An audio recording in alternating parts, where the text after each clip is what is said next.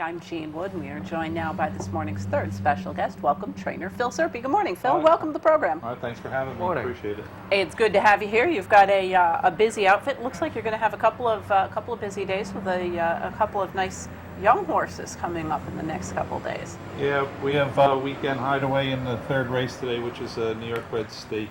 He won his last start here, fortunately for us, and we have a first-time starter in tomorrow named Live Life Fast. Both of these horses were part of the Flying Z disbursement last year, and they were purchased for some of our other clients. So we're looking forward to running both horses. And unfortunately for you, your horse is scheduled to carry 120 pounds in today's running of the David. He's also going to have to carry me because I picked him on top. But Red and Black Stable, obviously one of your clients have picked this horse up from Flying Z, and they also have the other one that's in tomorrow. Yeah, unfortunately last year we lost Mr. Lizza from Flying Z Stable, so a lot of the horses had to be sold. And fortunately for us, the people from Red and Black Stable stepped up, and we were able to purchase some of the young horses.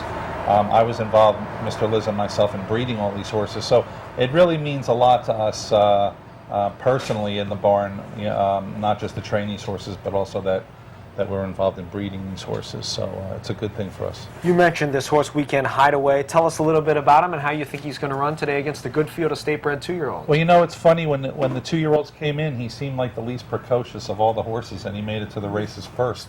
And I thought he ran very well first time out, finishing second. We probably don't gear him up as much as some other guys do to run first time out, because we're looking further down the road. And he came back in a race in the slop and just dominated a field. He's by Speightstown. Obviously, they like the mud, but he put in a strong performance that day, and we're looking for another one today. You mentioned your horse tomorrow in the 8th race, Live Life Fast, in a two-year-old turf sprint. This is a $140,000 state-bred filly by Bernardini.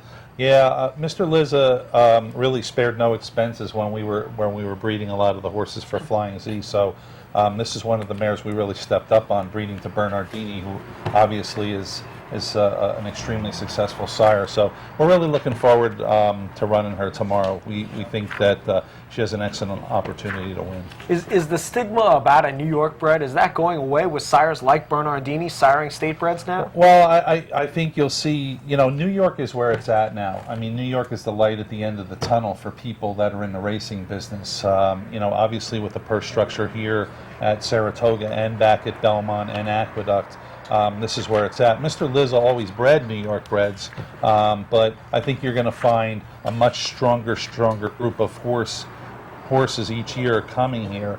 And again, I mean, our filly is out of a great family by a great sire, so I think you're going to see that more and more. Yeah, it's tough. I know that there are a lot of people that, and Mr. Lizza, who of course bred in New York, had a very high quality group of mares and very high quality racehorses.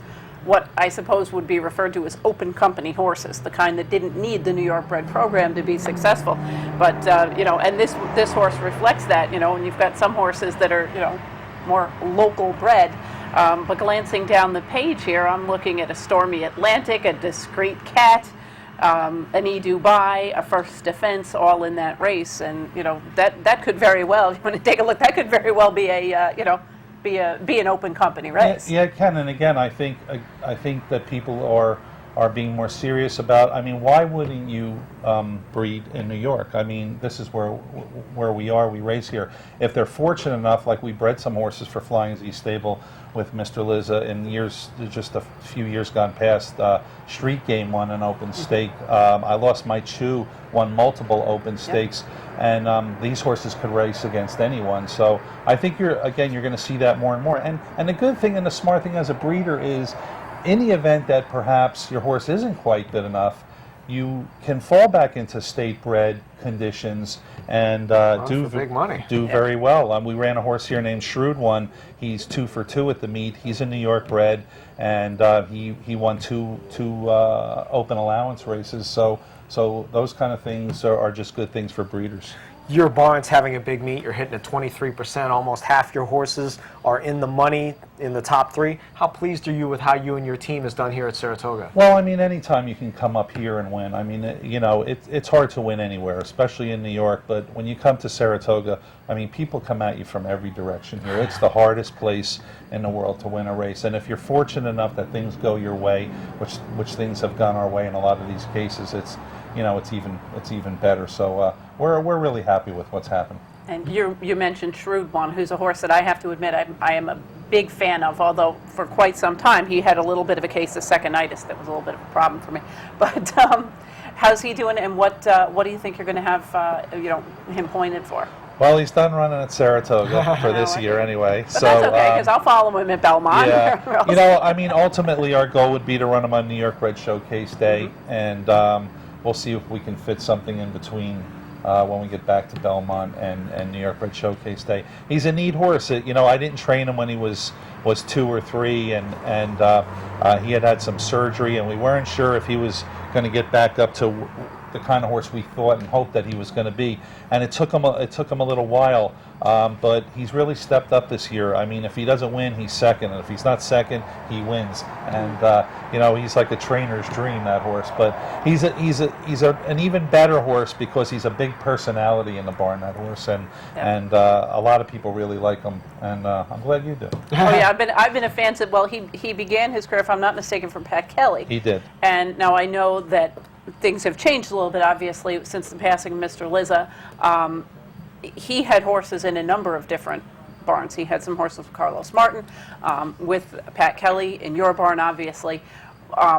Things have probably consolidated a little bit. I know he still got, Mrs. Lizza still has some horses, a couple of other trainers. What's that like when you've got, is that a little different, little push-pull there with some of the trainers? Well, before, Mr. Lizza was very generous to people, and Carlos Martin and myself were the main trainers for Flying Z Stable, but Mr. Lizza liked to help people out. I mean, Carlos's grandfather, Frank Martin, who had just passed away, Mr. Lizza would give Pancho some horses. He liked Pat Kelly, gave him some horses. Jimmy Jerkins, he gave him some horses. And they would get 2 or 3 horses like that, and it always worked out. And in the winter months, Carlos would stay up with the dirt horses up in New York, and I would go to Florida because Mr. Lizza would spend time in Florida. And it was a great loss for us. It really is. Just not just from the horse's point of view, but we were very close to Mr. Lizza. He was a very, very generous guy and did a lot for a lot of people, a lot of things that people just don't know about. And fortunately, his wife, Diane Lizza, loves racing. She stayed in the business. It's obviously on a much smaller scale for right now, but she stayed in there, and she's got some excellent horses. Another horse that Rudy Rodriguez has, Agave Kiss, who's a New York bred that we bred also, is in her stable, and she has 7 horses with myself. She has a few horses with Carlos. So fortunately, we still have Mrs. Liz in the game, and we're able to carry on the Flying Z, and the Flying Z colors are still out there running, and still out there getting their picture taken. and winning, which is perhaps most important. The other thing you mentioned, that you were involved in the breeding, that culminated in the horse that you got in today, as well as one tomorrow. What's that like when you've obviously worked with a horse, recommending potential stallions for a filly that perhaps you trained, and then finally seeing the culmination show up in your barn, several years later? It was great because Mr. Liz had decided at one time just to make a change in his breeding operation, and so we went to town on this thing, and within a few years we were getting results. The Liz's fortunately were able to win like 13 owner titles over the last few years in New York, 3 year-end owner titles.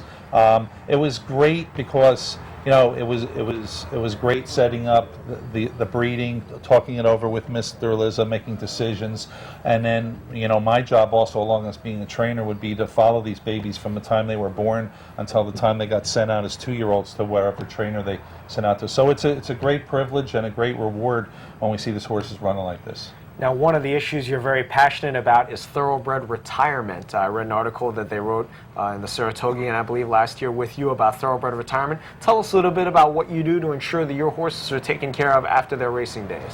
Well, I started when I was in training my own horses probably for like 2 years, 3 years. and I had a horse get injured that an owner really didn't want to do anything about, and I paid to have the surgery done on the horse, and I found him a home, and he lived the rest of his life as some kid's riding pony, whatever. I just have always believed, I love horses, so I wish I took care of myself as well as I take care of my horses. But I think we have a responsibility, and I've always felt that way from the time I was a kid. And so I think these things are vital, they're important. I think that steps need to be taken to ensure that these horses are managed properly and taken care of properly when they're finished racing, if they can no longer compete or whatever the reason be by injury. And so I think we all have to set up different ideas on how to get this accomplished. What are some of the things you'd like to see the industry do to take care of these horses? I think my main thing is responsibility. I think, you can't just say, oh, this horse is no good, all right, we'll get rid of him. There's no such thing as, it's a 1,000-pound animal that needs somebody to take care of them that can't take care of themselves. So I think we have to have responsibility by the current owner, trainer, etc. And then I think there's different organizations that we have now that we can set up, but I think we need mandatory fees paid, whether it's through registration fees, stakes fees, whatever they may be, sales. There's plenty of avenues to go down that we can make money to help take care of these horses, again, when they're done racing. And I think I do think it's important, particularly, I know often you'll see, I'll flip through the pages of form and I'll see an old timer that I knew ran on the NYRA circuit. He's got $700,000 in career earnings, a stakes type of performer, and he's running for, a $3,500 tag someplace. And I know that the guy who owns that horse probably, emptied his piggy bank or what have you to buy him for $4,000, and now he's not making any money. The end user in many cases isn't the guy that earned $700,000 with this horse. And it seems to me that, to kind of help those guys out a little, because in many cases, a lot of the responsibility falls to them to find a home, and they're kind of stuck feeding a horse that to them might as well be, that $250,000 yearling in the Serpe barn. Yeah. Well, again, it's who's responsible and who's going to be able to take care of these horses. Mm-hmm. So that's up to that owner. If you're going to allow a horse that was at that high a caliber one time to drop into those ranks, sometimes it gets out of your hands. I mean, sometimes an owner will say, well, that horse, he can't do good with you. I'm going to send him to a fella at this other track or whatever, and they get out of your hands. In our barn, fortunately, we found homes for hundreds of horses. And it's really helped a lot of people. We had an incident with a horse that we had here 5 or 6 years ago, and a young girl lost both of her parents. And the only thing that really brought her back, this girl, was having this horse and showing this horse. And so there's a great thing that came out of something that might have been, not a good thing before. Yeah. So.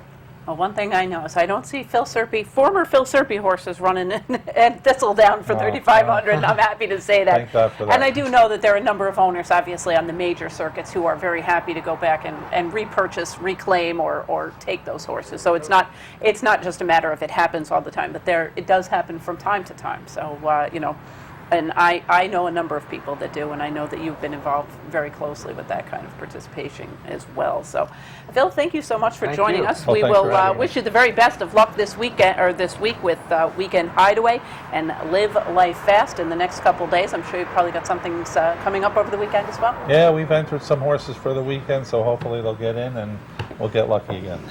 We certainly wish you the very best of luck. Thank you so much, as always, for joining us, trainer Phil Serpe, who has got what I consider the best bet, one of the best bets of the day in Weekend Hideaway in this afternoon's David for 2-year-old New York breds, unfortunately now saddled with the extra weight of carrying me around the racetrack as well. That'll wrap things up.